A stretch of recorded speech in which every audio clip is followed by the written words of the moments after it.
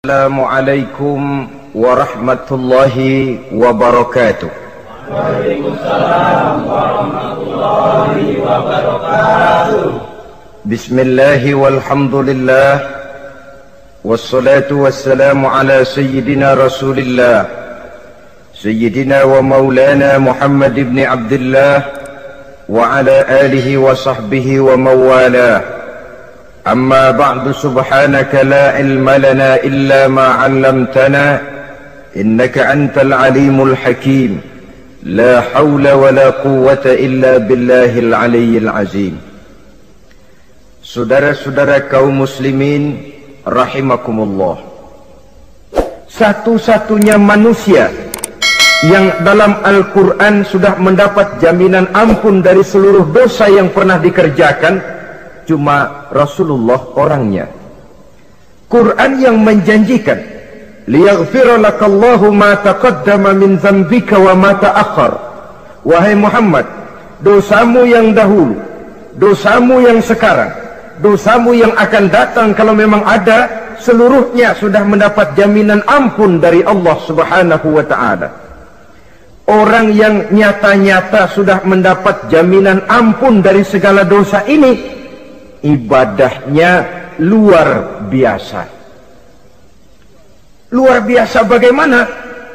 Sejarah menceritakan beliau kalau sholat malam sampai bengkak kakinya karena rajin sujud. Aisyah menceritakan, satu malam selesai sholat isya saya akan tidur. Saya lihat suami saya sedang sholat, maka saya pun tidur. Tengah malam saya terbangun dari tidur, saya lihat suami saya masih sholat juga. Saya tidur lagi. Menjelang sepertiga malam yang akhir saya bangun, saya lihat masih sholat juga. Saya hampiri beliau. Saya tanya setelah sholatnya usai, "Bang," kata Aisyah, "ada apa yang?" Kata baginda Rasul.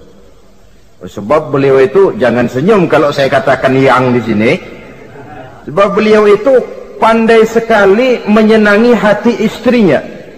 Panggilan kelihatannya sepele, tapi bisa menghidupkan keharmonisan dalam rumah tangga. Beliau apabila memanggil Siti Aisyah dengan kalimat Humaira, "Ya Humaira," wahai yang pipinya kemerah-merahan. Cantik sekali panggilannya untuk istrinya.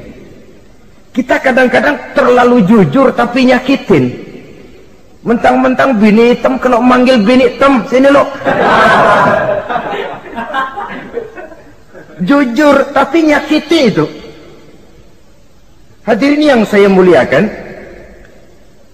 baginda menjawab, "Ada apa ya? Abang ini kan dosanya sudah mendapat jaminan ampun dari Allah." "Iya, lalu gimana?" "Ya kalau ibadah jangan terlalu gitu-gitu benar, kenapa sih? Orang sudah dapat jaminan ampun itu kan mestinya tenang, aman. Ini malah seolah-olah beliau orang yang paling banyak mempunyai dosa. Tidak puas melaksanakan hanya sholat yang wajib ditambah dengan yang sunnah-sunnah. Tidak usah gitu-gitu bener lah bang, sudah dapat jaminan ampun ini." Terhadap usul istrinya ini, apa jawab beliau? Sederhana tapi melambangkan sikap jiwa yang luhur. Beliau menjawab, "Aisyah, afala uhibbu an akuna abdan syakura." Yang apa saya tidak senang kalau saya ini oleh Allah mendapat gelar abdan syakura, hamba yang pandai bersyukur, hamba yang tahu berterima kasih. Makin diampuni makin banyak sujud saya, makin diampuni makin banyak ibadah saya kepada Allah. Inilah prinsipnya. Saudara-saudara, oleh karena ibadahnya demikian rupa, Allah lalu dekat.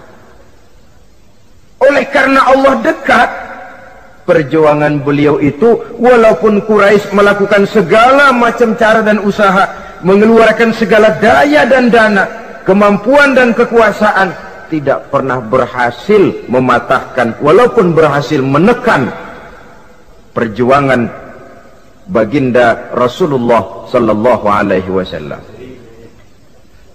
Coba kalau kita buka sejarah, Beliau itu kan mulai berjuang sendiri.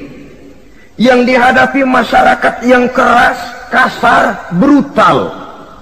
14 abad yang lalu, semenanjung Arabia terkenal sebagai masyarakat yang jahiliyah, di mana maksiat dan munkarat merajalela. Sembahan adalah berhala. Anak perempuan lahir dibunuh hidup-hidup. Itu zaman dulu, zaman sekarang pun tidak jauh bedanya.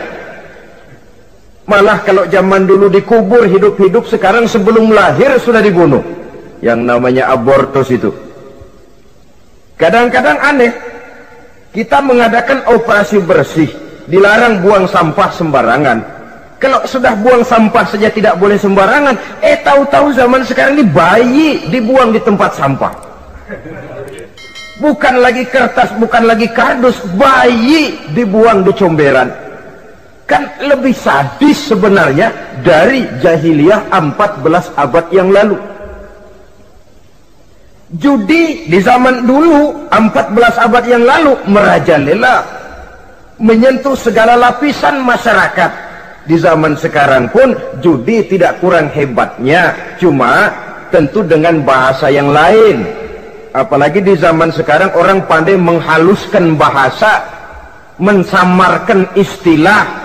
Judi disebut sumbangan umpamanya, sehingga orang lalu tidak terasa bermain judi, terasanya ikut nyumbang. Itu sekedar istilah yang merangsang orang sebenarnya. Masyarakat yang semacam ini yang dihadapi oleh baginda Rasul.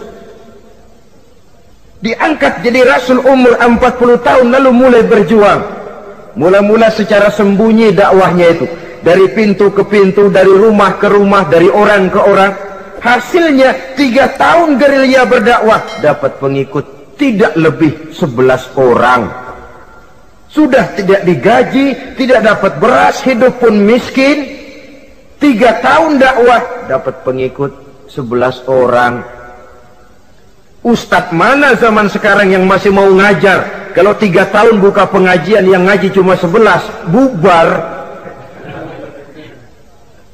Kiai mana yang masih mau buka pondok kalau 3 tahun buka pesantren, santrinya cuma 11? Pemimpin mana yang masih mau kampanye kalau 3 tahun kampanye dapat pemilih cuma 11? Bangkrut. Tapi tidak dengan Rasul.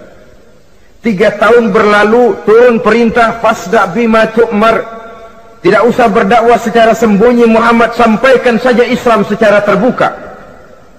Mulailah beliau berdakwah secara terbuka, terang-terangan. Mula-mula Quraisy dikumpulkan dekat Ka'bah. Kumpulah Abu Jahal, Abu Lahab, Abu Sufyan dan gembong-gembong Quraisy. Di sana buat pertama kali secara terbuka baginda Rasul pidato. Tuan-tuan Quraisy, apakah tuan-tuan percaya kepada saya? Percaya. Kenapa? Karena Anda Muhammad sejak kecil belum pernah bohong. Baik, jikalau memang tuan-tuan percaya kepada saya, maka mulai hari ini saya serukan kepada tuan-tuan, ankizu anfusakum minan nar. Jaga, pelihara, lindungi dan selamatkan diri tuan dari neraka. Tinggalkan segala macam berhala, jauhi Latta, Uzza, Manat dan Hubal. Sembah Allah Tuhan yang Esa, yang lam yalid wa lam yulad, yang tidak beranak dan tidak diperanakan. Ini dakwah pertama yang beliau sampaikan. Selesai beliau pidato, Abu Lahab interupsi, angkat tangan. Muhammad, ada apa paman? Alihaza jama'tana, cuma untuk dengar ocehan kayak begini kami dikumpulkan di sini. Tabban laka ya Muhammad. Kalau bahasa kasarnya, mau mampus kamu Muhammad. Nabi tidak jawab, Allah yang jawab. Tabbat yada abi lahabi wa tab, ma aghna anhu maluhu wa ma kasab. Bukan Muhammad yang celaka, Abu Lahab lah yang kelak akan menemui kecelakaan. Dakwah terus berlangsung. Ketika dakwah secara terbuka sudah dimulai, hambatan dan tantangan mulai datang. Sejak dari teror mental sampai kepada teror fisik.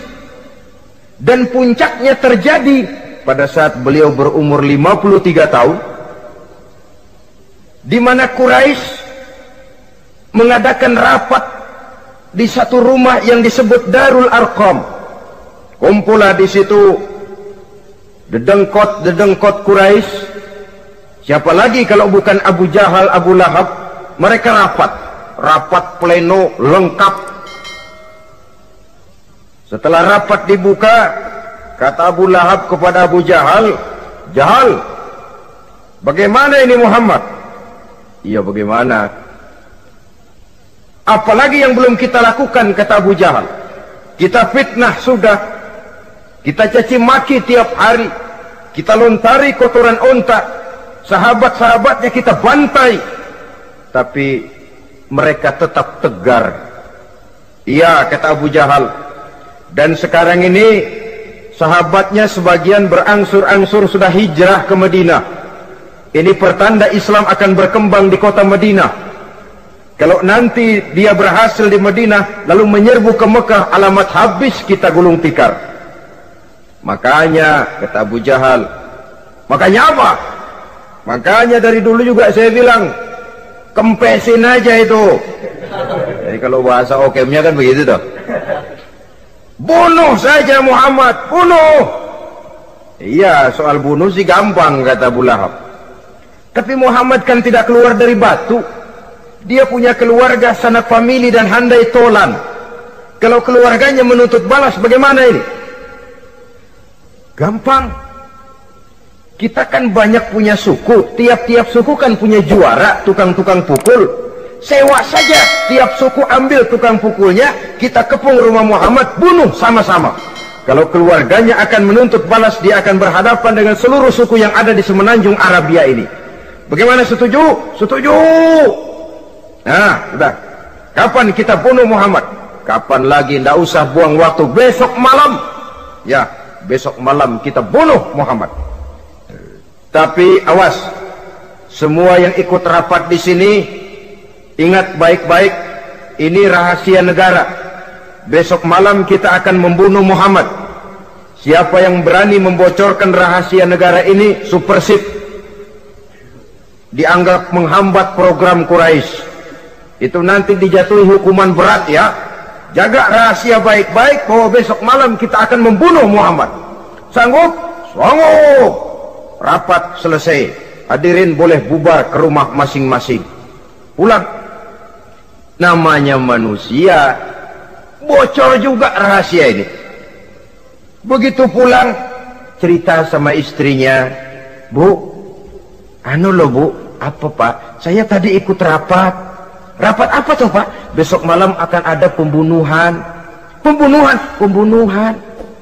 "Siapa tuh yang mau dibunuh?" "Muhammad." "Tapi jangan bilang-bilang ya, ini rahasia negara." "Ini rahasia negara Bu, jangan bilang-bilang." "Iya Pak, iya." Nah, besok pagi istrinya ngobrol sama tetangganya. "Mbak Ayu, tahu nggak?" "Apa tuh?" "Nanti malam akan ada pembunuhan." "Siapa yang mau dibunuh?" "Muhammad." "Loh, sampean tahunya dari mana?" "Suami saya ikut rapat." "Tapi jangan bilang-bilang ya Bu ya. Ini rahasia negara. Jangan bilang-bilang. Nanti yang satu sampaikan lagi, jangan bilang-bilang. Terus jangan bilang-bilang. Akhirnya berita tersebar. Sehingga pagi hari itu sebagian besar penduduk Mekah sudah tahu kalau nanti malam akan ada pembunuhan. Maka lepas zuhur, Mekah itu mulai tegang. Yang simpati, "Aduh, kasihan Muhammad, nanti malam akan dibunuh." Yang tidak senang, "Mampus, biar dia rasain, ntar malam." Saudara-saudara, begitu maghrib berbunyi sudah, udara mulai gelap, penduduk Mekah sudah kunci pintu seperti ada jam malam. Sepi, sesepi-sepinya. Tutup pintu, kunci, bukan tidur, ngintip dari dalam. Lepas jam 8 malam, makin tegang. Masing-masing penduduk ngintip dari pintunya. Sudah berangkat belum orang yang mau bunuh Muhammad? Sudah berangkat belum? Kira-kira jam 9 ini, tukang-tukang pukul lewat mau ngepung rumah Muhammad untuk membunuh beliau. Begitu masuk Mekah, penduduk sudah kunci pintu, tapi mereka tahu kalau semua ngintip.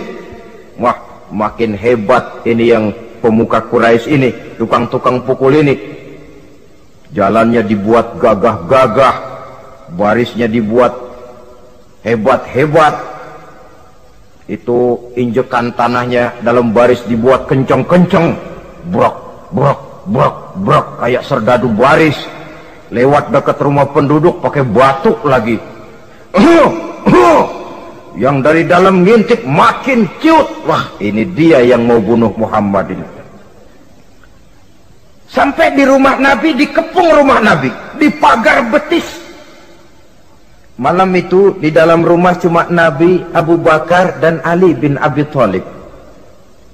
Nabi tahu rumahnya dikepung. Lewat tengah malam beliau berkata, Abu Bakar, saya ya Rasul, mari kita berangkat hijrah. Baik ya Rasul. Ali, saya ya Rasul, kamu gantikan saya ya. Gantikan apa ya Rasul? Gantikan tidur di tempat tidur saya. Baik ya Rasul. Masya Allah, sekali menggantikan mati. Tidur di tempat tidur Rasul pada malam rumahnya dikepung, resikonya kan mati. Menggantikan mati. Lah kalau menggantikan lurah lumayan. Menggantikan mati. Dan Ali tahu persis resikonya. Dan beliau waktu itu masih muda dan beliau tidak nawar. Baik ya Rasul, saya akan tidur di sini, berangkatlah Tuhan. Berangkat Rasul. Ketika keluar dari pintu belakang rumah dikepung rapat, terjadilah keajaiban yang Allah ceritakan. Wa ja'alna min baini aydihim sadda wa min khalfihim sadda fa aghshaynahum fahum la yubsirun. Di muka, di belakang, di kiri, kanan dibuatkan dinding oleh Allah, dibutakan mereka. Mereka tidak lihat kalau Muhammad keluar dari rumahnya. Siaga penuh, apel, mata melotot, Nabi lewat nggak kelihatan. Sampai Nabi kemudian menuju Gua Thur, 3 malam 2 hari di sana. Dari sana perjalanan dilanjutkan ke Madinah Al-Munawwarah. Allahu Akbar. Mengarungi gurun pasir yang gersang dan tandus, yang terbentang antara Mekah dan Madinah. Meninggalkan kampung halaman tempat di mana dilahirkan dan dibesarkan. Keluarga yang berbeda akidah terpaksa berpisah. Kok kuat? Kok bisa? Kok sanggup? Di mana rahasia kekuatannya? Beliau punya sandaran vertikal, ibadahnya kepada Allah. Dengan bahasa kita sekarang, beliau punya backing. Backingnya tidak kepalang tanggung, yang serba maha. Maka saya mengajak kepada seluruh kaum muslimin, di zaman sekarang kan orang lagi main backing-backingan, ya. Nah, siapa yang punya backing punya jalu. Saya cuma mengajak, kalau mau cari backing jangan kepalang tanggung, carilah backing yang serba maha. Maha gagah, maha tahu, maha adil, maha bijaksana, maha segala-galanya. Dan dialah Allah subhanahu wa ta'ala. Saudara punya backing kolonel, tanggung. Nanti dia pensiun habis. Yang kolonel saja tanggung, apalagi yang kopral. Kalau mau cari backing, carilah backing yang serba maha, Allah azza wa jalla. Caranya tentu dekat kepadanya. Untuk dekat kepadanya melalui jalur yang sudah diatur olehnya, melalui Rasulullah sallallahu alaihi wasallam, yaitu salat, ibadah. Makin tinggi nilai ibadah, makin dekat kita dengannya. Makin dekat dengannya, makin banyak fasilitas yang akan diberikan untuk kita. Saudara pegawai negeri ingin cepat naik golongan, itu caranya 2. Pertama, jam kantor disiplin. Jam 7 masuk, jam 3 pulang. Kalau belum jam pulang, jangan pulang. Yang kedua, tambahan, di luar jam kantor sering-sering datang ke rumah kepala bagian. Apa malam minggu, apa hari minggu, apa bawa jeruk, apa pisang Ambon, kan begitu toh. Ini nanti kan kepala bagian kan nilai, karyawan saya yang satu ini jam kantornya disiplin, tambahan dia sering datang hari minggu di luar jam kantor bawa jeruk lagi. Ini mestinya belum naik lah, gua naikin dulu ke atas. Naik, saudara-saudara. Yang saya maksud apa? Itu zuhur, asar, maghrib, isya, subuh, jam kerja resmi itu, jam kantor. Lah, ada kunjungan di luar jam kantor, yang namanya tahajud, yang namanya hajat, yang namanya duha. Nanti kan Allah lihat, ini hambaku yang satu ini jam kantornya betul, zuhur, asar, maghrib, isya, subuhnya tepat. Tambahan di luar jam kantor, dia sering menghadap kepadaku. Nah, hambaku ini aku angkat kau maqamam mahmuda, ke satu tempat yang terpuji. Kalau Allah yang ngangkat, satu negara orang mau rendahkan kita, kita akan tetap tinggi. Kalau Allah mau rendahkan, satu negara mau angkat kita, kalau memang dasar mesti nyungsap ke bawah. Inilah perlunya sandaran vertikal. Inilah perlunya kita mempunyai backing hanya kepada Allah. Pada waktunya orang akan sampai ke titik jenuh. Dalam kesunyian orang sering mempertanyakan eksistensi diri, mulai mempertanyakan hakikat keberadaannya. Di tengah kesibukan bisnisnya, di tengah kesibukan kerja, dari rapat ke rapat, dari kantor ke kantor, dari tender ke tender, orang akan sampai kepada titik jenuh. Dikala itu dia memerlukan ketenangan, dikala itu dia memerlukan kedamaian, dikala itu dia mencari eksistensi diri. Sebenarnya hidup ini mau apa sih? Cuma sekedar menjalani hal-hal yang rutin saja, pergi pagi pulang sore, peras keringat banting tulang, atau ada tujuan yang lebih luhur daripada sekedar ini? Dikala itulah dia mulai mencari jalur untuk mendekatkan diri kepada Sang Pencipta. Dan tidak bisa ingin dekat dengan Allah, saudara, pakai aturan sendiri. Ingin dekat dengan gubernur harus ikut aturan yang ditetapkan oleh protokolnya gubernur. Ingin dekat dengan presiden, ya ikut jalur yang sudah disusun oleh protokolnya presiden. Ingin dekat dengan Allah, ya ikut jalur yang sudah diatur oleh Allah melalui Rasulnya. Apa itu? Ya diantaranya sholat, puasa, dan ketentuan-ketentuan ibadah yang lain. Tidak bisa dengan prinsip, yang penting kan hati baik, berjiwa bersih, akhlak luhur, tidak usah sholat kalau hati baik sudah dekat dengan Allah. Oh, alangkah enaknya kalau begitu. Kalau dengan itu bisa dekat dengan Allah, rasanya Nabi Muhammad yang paling dulu berhenti sembahyang. Kenapa? Beliau orang yang hatinya paling baik. Beliau orang yang budinya paling luhur.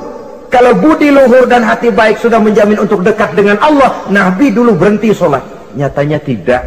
Beliau orang yang berbudi luhur, berakhlak baik, entoh ibadahnya demikian rupa.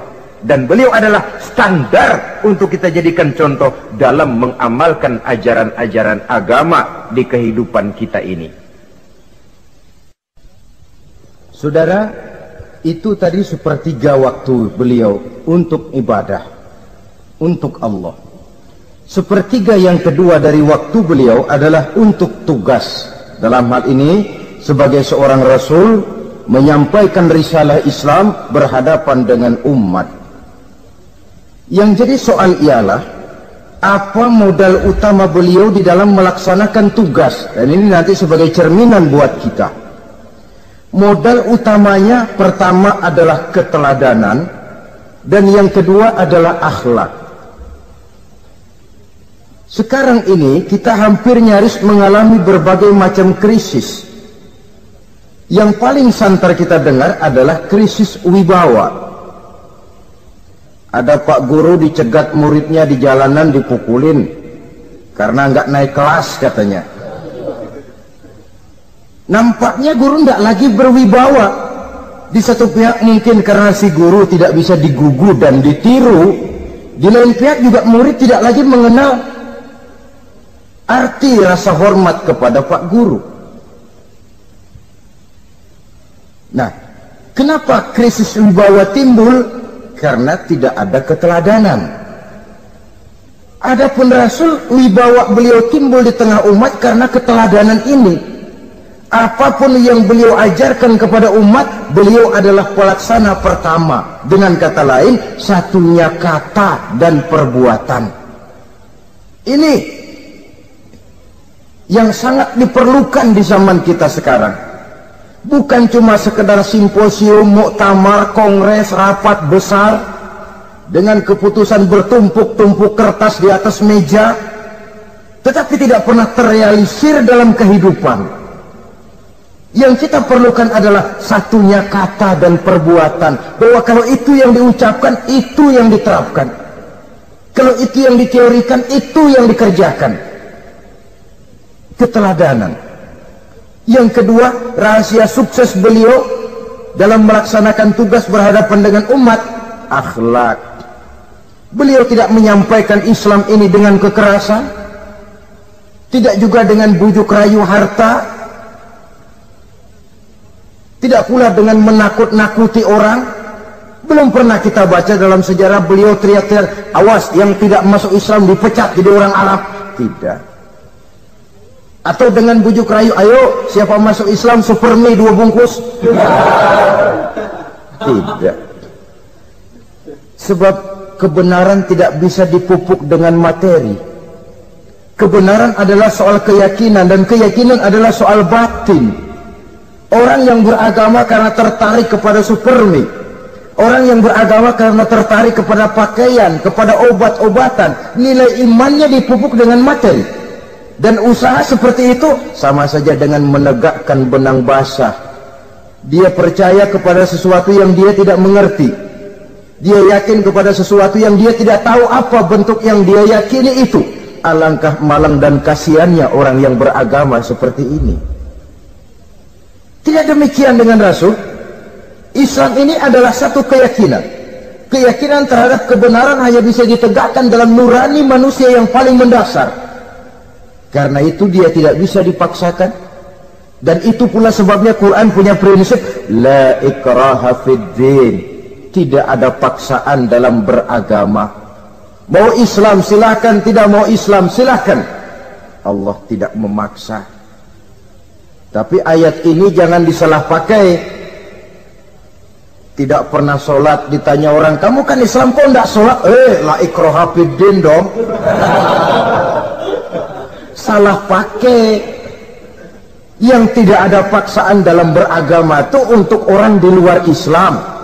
Kepada tuan-tuan di luar Islam, la ikraha fid din, tidak ada paksaan masuk Islam. Tapi kalau sudah masuk ke dalam Islam, maka berlaku peraturan Islam. Contohnya begini saja, tidak ada paksaan masuk ke rumah saya. Itu toh. Mau masuk silahkan, tidak mau masuk tidak ada urusan. Tapi sekali saudara masuk ke rumah saya, saudara harus ikut tata tertib yang ada di dalam rumah saya. Kira-kira beragama itu begitu. Tidak ada paksaan masuk Islam. Tapi sekali saudara masuk Islam, maka berlaku peraturan Islam untuk kehidupan saudara. Jadi la ikraha fid din ini buat orang di luar garis. Allah tidak maksa-maksa orang mau masuk Islam, mau tidak. Silahkan saja. Tapi ketika orang mendapat hidayah, masuk ke dalam Islam, peraturan Islam berlaku dalam kehidupannya. Saudara hadirin, kaum muslimin rahimakumullah. Akhlak. Mari kita lihat lebih jauh bagaimana sih akhlak beliau yang mulia itu. Allahu Akbar. Kalau orang berakhlak kepada teman, itu sih biasa. Tapi berakhlak kepada musuh, ini yang luar biasa. Ini yang agaknya Allah saja memuji beliau. Wa innaka la'ala khuluqin azim. Engkau Muhammad benar-benar berada di atas budi pekerti yang luhur dan terpuji. Kalau saya baik kepada orang yang memang baik kepada saya, logis toh, wajar, memang harusnya. Tapi berbuat baik kepada orang yang jahat terhadap saya, ini yang tidak setiap orang bisa. Nah, sebab itu saya tidak ingin menceritakan akhlak beliau kepada sahabat, namanya juga kepada sahabat. Saya akan kutip beberapa riwayat yang menceritakan bagaimana akhlak beliau kepada orang yang nyata-nyata memusuhinya. Berbagai riwayat menceritakan bagaimana beliau ketika di Taif dilontari orang dengan batu, yang melontari beliau malah mendapat doa, Allahumma hdi qaumi fa innahum la ya'lamun.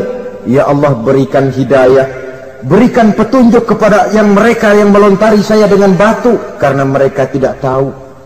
Kalau saja mereka tahu, mereka tidak akan melontari saya dengan batu. Ya Allah, berikan hidayah kepada mereka.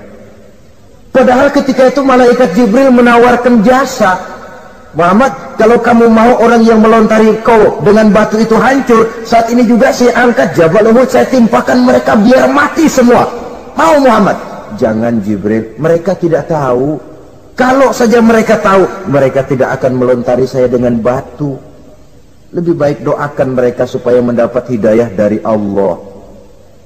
Dalam kondisi kepepet, dilontari dengan batu, malaikat Jibril datang menawarkan jasa. Beliau lebih memilih mendoakan orang yang berbuat jahat itu. Ya Allah, bukan main. Umumnya kita kan kalau lagi kepepet ada yang nolongin, girang bener. Andai kata kita yang jadi nabi disambitin orang, datang malaikat Jibril nawarin, bagaimana sikap? Abisin aja dah.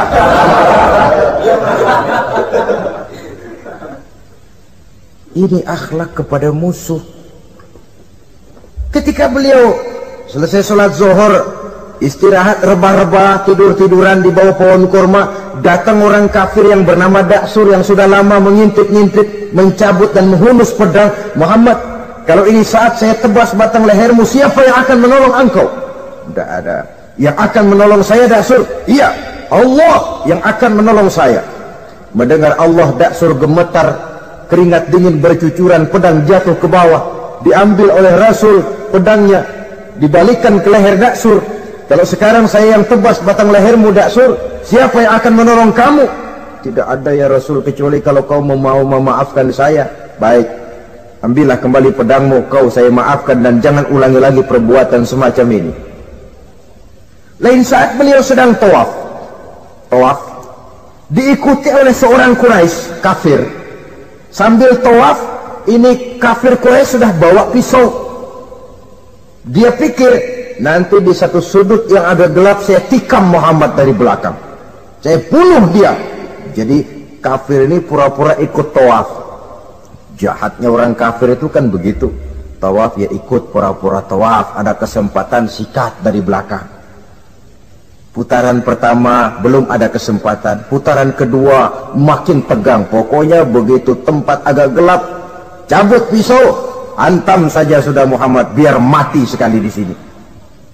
Dan Nabi tahu, ini asisten pribadi malaikat Jibril masih tahu tuh. Jadi malaikat Jibril memberitahu, awas Muhammad, itu di belakangmu orang cuma pura-pura tawaf, dia bawa pisau mau bunuh kamu, hati-hati Muhammad, Roger ganti gitu.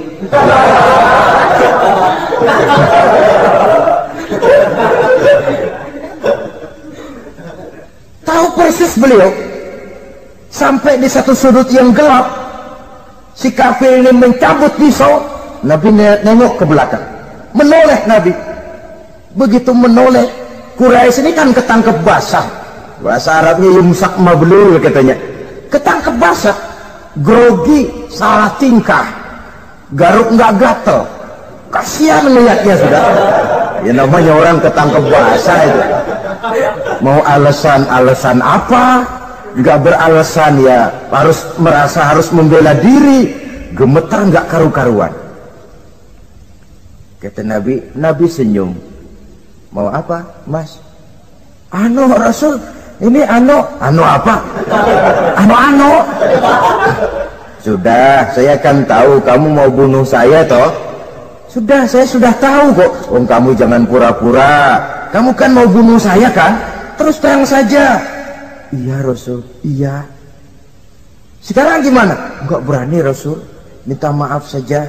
Ya kalau sudah kamu minta maaf begitu, sudah kamu pulang sana, jangan diulangi lagi ya.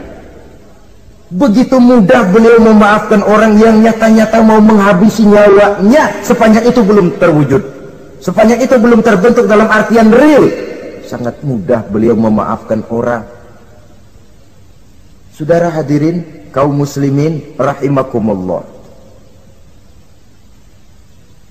pemaaf, lapang dada, toleransi, menghargai pendapat para sahabatnya, ini sederetan dari akhlak yang terpuji. Sehingga karena keluhuran akhlak inilah yang menyebabkan orang tertarik masuk ke dalam Islam.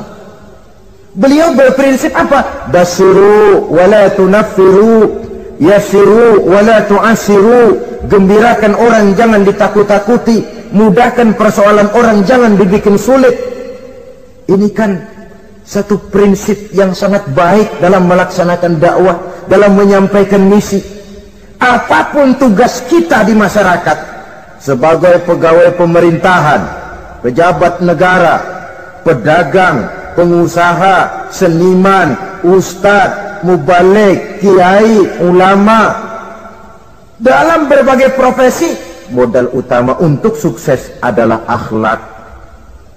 Sebab hati kita yang tahu cuma Allah. Orang lihat penampilan kita, orang lihat muka kita. Sebab itu Nabi katakan, innakum la tas'una nasa bi amwalikum walakin yas'uhum minhum bastul wajhi wa husnul khuluqi. Kamu tidak akan bisa menarik simpati orang banyak dengan hartamu, tapi bisa kau tarik simpati orang banyak dengan akhlak yang baik dan muka yang senyum, muka yang enak dilihat. Orang kadang sering bilang, dia mah biar mukanya begitu hatinya baik. Iya, soal hati kita nggak tahu. Yang kita lihat pertama muka. Bagaimana gue mau ikut dia, mukanya kayak batu kuburan. Kesan serem pertama itu kan sudah ada. Walaupun kadang-kadang hati memang baik, tapi hati itu kan urusan Allah. Yang kita lihat pertama muka. Ini barangkali nanti termasuk teori dalam psychology of salesman ya, bahwa sesuatu yang baik kalau dihidangkan dengan cara yang tidak baik, orang tidak akan tertarik. Lihat saja, orang sekarang ini kan entah makin lajunya dunia bisnis kita, masuk ke rumah-rumah kita cuma menawarkan air jahe, menawarkan sasa, menawarkan kecap bango, menawarkan barang-barang yang kelihatannya remeh. Ini kan termasuk psychology of salesman. Yang datang ya biasanya perempuan, wajahnya ya lumayan, paling kurang sedikit di atas 6 lah begitu. Lalu tutur katanya sopan, masuk ke rumah tidak sungkan, ada rasa familiar, rasa kekeluargaan, lalu datang. Taktik untuk menawarkan barang yang jadi merek dagangannya. Nah, Islam ini agama yang baik. Kalau disampaikan dengan cara yang tidak baik, sadis, memponis, orang akan lari dan jauh. Menyinggung, bukan menyentuh. Siapapun kalau tersinggung lari, tapi kalau tersentuh dia akan mendekat. Apaan lo Islam bayang begitu? Mikirnya anakku sembayang diomelin, mendingan kagak sembayang sekalian ketahuan. Saudara hadirin yang saya muliakan, ini yang diberikan contoh oleh baginda Nabi. Apapun tugas kita, pedagang utamakan akhlak, petani utamakan akhlak, seniman utamakan akhlak, mubaligh utamakan akhlak, pejabat negara utamakan akhlak, pelayan dan pengabdi masyarakat utamakan akhlak. Saudara hadirin yang saya hormati, kaum muslimin yang berbahagia. Jadi untuk sukses di masyarakat, untuk sukses di tempat tugas, modal utama adalah akhlak. Dan ini yang dicantikan contoh dari Nabi kita Muhammad sallallahu alaihi wasallam. Sepertiga waktunya untuk tugas. Dalam menjalankan dan melaksanakan tugas sebagai seorang rasul, menyampaikan risalah Islam, berhadapan dengan umat, modal utamanya adalah akhlak. Demikian juga kita di masyarakat. Dan akhlak itu memang harus dibiasakan sejak kita kecil. Sehingga dengan demikian nilai-nilai yang baik akan terus terbawa sampai di hari tua kita. Saudara-saudara, rasanya kehancuran satu bangsa dimanapun di dunia ini selalu dimulai dengan kehancuran akhlak daripada bangsa itu sendiri. Dan kehancuran akhlak itu bisa saja terjadi di tengah kemakmuran ekonomi, di tengah maju dan canggihnya teknologi. Kapan? Apabila pegangan orang kepada agama sudah lemah dan rapuh. Kita tengok di negara-negara di sebelah barat kita, kemajuan teknologi yang tidak diimbangi dengan kuatnya pegangan orang kepada agama, telah melahirkan budaya-budaya yang merendahkan martabat manusia. Lahirlah kebudayaan hippies, lahirlah kebudayaan nudis, hidup serba bosan dengan ini dan itu karena segalanya sudah dimiliki. Rumah mentereng, jumlah kendaraan sejumlah keluarga, kapal pesiar di laut mewah, pesawat udara punya, setelah ini punya, ini ada, semua ada, titik jenuh sampai. Mau apa semua ini? Akhirnya ingin hidup apa adanya, tidur di goa-goa, tidur di kaki-kaki gunung, tidur di hutan belantara, pakaian kumel. Itu hipis-hipis yang datang kemari, yang pakaiannya kumuh, tambelan, lepis belel. Padahal di kantongnya cek, travel cek, dolar. Lain hipis kita, emang benar-benar gembel.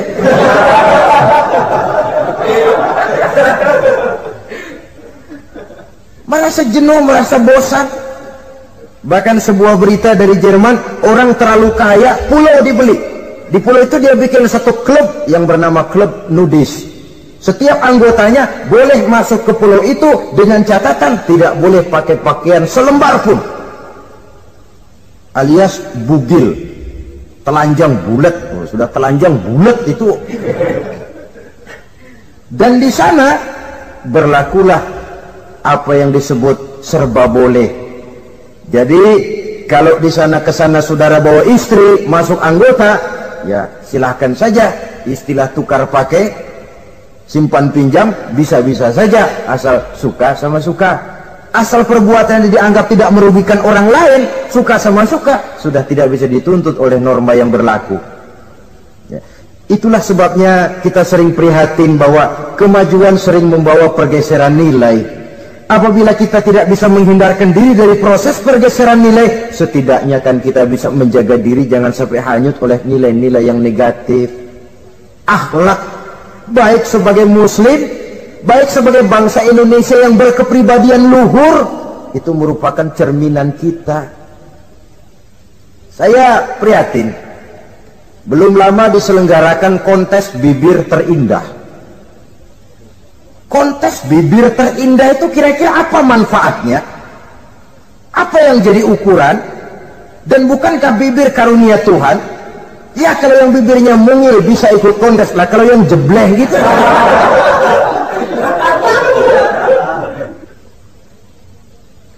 Kontes bibir terindah masih hangat dibicarakan orang. Sudah muncul lagi kontes betis terindah. Nah kalau sudah bicara soal betis ini, kan yang terbayang oleh kita kira-kira ukurannya apa? Yang diukur itu apanya ya? Ya tentu betisnya itu. Nah paling celaka kalau betis-betis yang ikut itu nanti jadi milik panitia semua kan.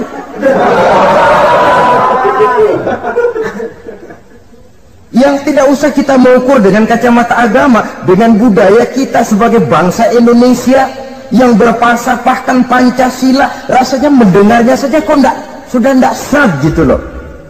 Tidak pas untuk ukuran kita sebagai bangsa yang berfalsafahkan Pancasila. Saudara-saudara kaum muslimin rahimakumullah, ini yang saya maksud tadi, proses pergeseran nilai. Andai kata kita tidak bisa menghindarkan diri dari hal yang semacam itu, setidaknya kita bisa menjaga diri jangan sampai hanyut ditelan proses pergeseran nilai. Dan memelihara nilai-nilai akhlak ini dari hari ke hari memang tidak semakin ringan, bahkan akan semakin berat, karena tantangan yang kita hadapi juga akan semakin berat. Inilah sepertiga yang kedua dari waktu beliau untuk melaksanakan tugas. Jadi modal utama dalam melaksanakan tugas akhlak. Di antara nilai akhlak itu prinsip Nabi tadi, gembirakan orang, jangan ditakut-takuti, mudahkan urusan orang, jangan dibikin sulit. Sehingga kalau yang memang mudah lalu dipersulit, itu sudah mencerminkan akhlak yang tidak diajarkan oleh Rasulullah sallallahu alaihi wasallam. Kemudian yang terakhir, sepertiga yang ketiga dari waktu beliau adalah untuk keluarga. Jadi tadi ada waktu untuk Allah, ibadah, ada waktu untuk tugas, Dan yang ketiga, ada waktu untuk keluarga. Bagaimana Rasul di tengah keluarganya? Anas bin Malik bercerita, saya 11 tahun membantu di rumah tangga Rasul. 11 tahun itu kan artinya 11 kali 360 hari kali 24 jam. Bukan waktu yang sebentar itu. Selama 11 tahun saya membantu di rumah tangga Rasul, kata Anas, belum pernah saya dengar kata-kata kasar, keras, membentak. 11 tahun saya membantu di rumah tangga beliau, belum pernah saya lihat ada piring terbang, ada bakyak melayang. Artinya apa? Cerminan dari ketentraman, keayeman, kedamaian rumah tangga beliau. Padahal rumah tangganya kecil, istrinya lebih dari satu, tapi aman, tentram, rukun. Kita kadang-kadang istri satu seminggu 7 hari, perang 6 hari. Cuma 1 hari gencatan senjata. Sudah hadirin, saudara kaum muslimin rahimakumullah, kalau beliau tidak menyenangi satu masakan, misalnya masakan istrinya, tidak mencah-mencah, cuma kelihatan dari makannya barangkali tidak begitu banyak, tapi tidak pernah mencela apapun yang dimasak istrinya. Senang ya dimakan, tidak senang ya dimakan karena menghargai lelah jerih payahnya istri. Ini kelihatannya sepele, tapi dari sini keharmonisan rumah tangga itu bisa saja timbul. Bukankah seseorang hanya bisa sukses di tempat tugas, jadi apapun dia, kalau berangkat dari ketentraman dan ketenangan di rumah tangga? Dan tidak ada orang bisa meraih sukses kalau dia berangkat dari rumah tangga yang berantakan. Itulah sebabnya ini sangat diperhatikan oleh baginda Rasul. Dari rumah yang kecil, dari tempat tidur yang sederhana, yang sebelah itu kain kasar, sebelah dipakai untuk tidur, sebelah dipakai untuk selimut. Jadi kasur merangkap selimut. Allahu Akbar. Tapi dari rumah tangga yang semacam itu keluar ucapan baiti jannati, rumah tanggaku laksana surga bagiku.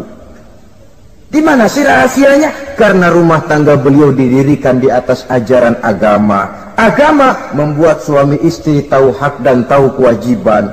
Kalau kewajiban dilaksanakan, hak diberikan, akan timbul saling pengertian. Apabila ada pengertian, akan timbul ketenangan, dan ketenangan adalah tangga utama untuk mencapai rumah tangga bahagia. Apalah artinya?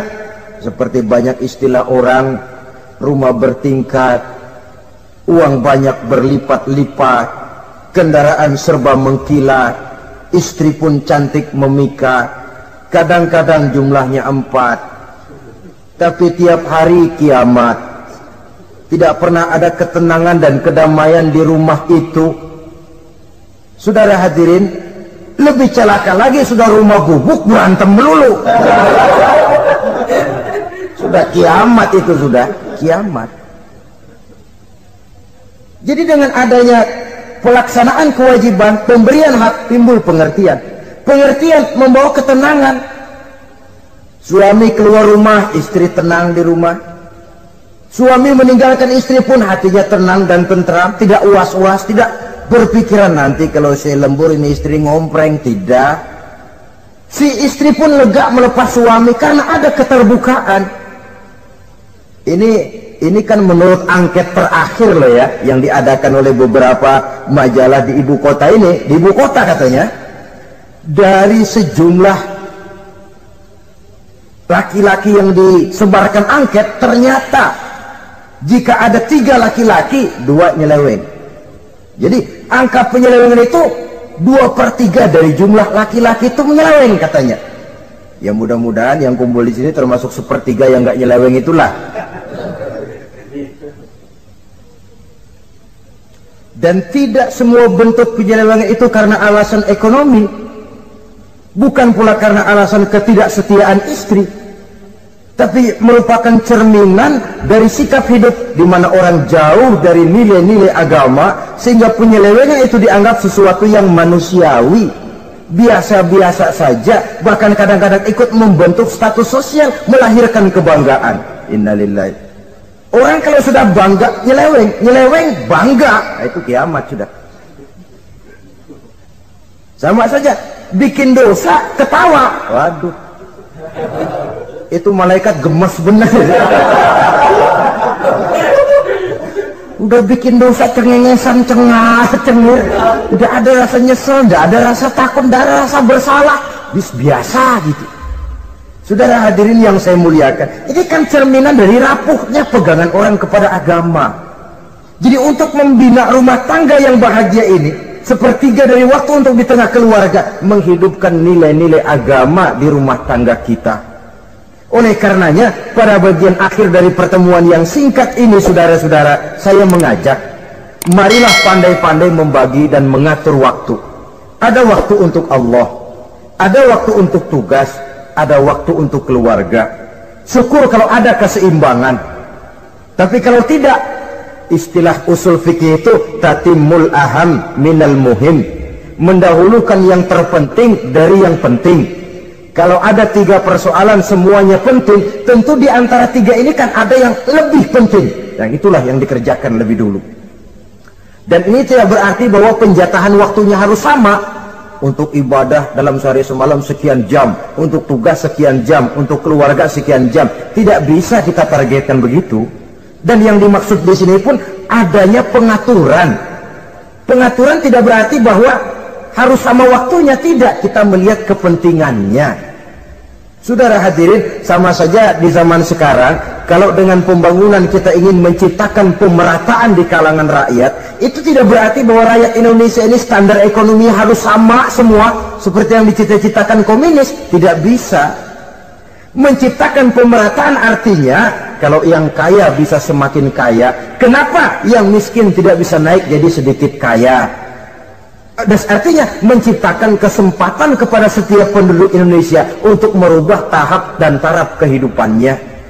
Demikian juga adanya pengaturan waktu. Bukan berarti untuk Allah sekian jam, keluarga sekian jam, tugas sekian jam. Sebab jam-jam ini sulit kita jatahkan.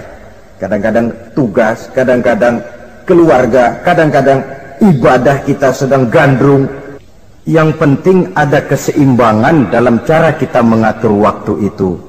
Nah, saudara-saudara, demikianlah pertemuan dan pembicaraan kita kali ini. Terima kasih atas segala perhatian. Mohon maaf atas segala kekurangan. Usikum wa nafsi bitaqwallah. Wassalamualaikum warahmatullahi wabarakatuh. Waalaikumsalam warahmatullahi wabarakatuh.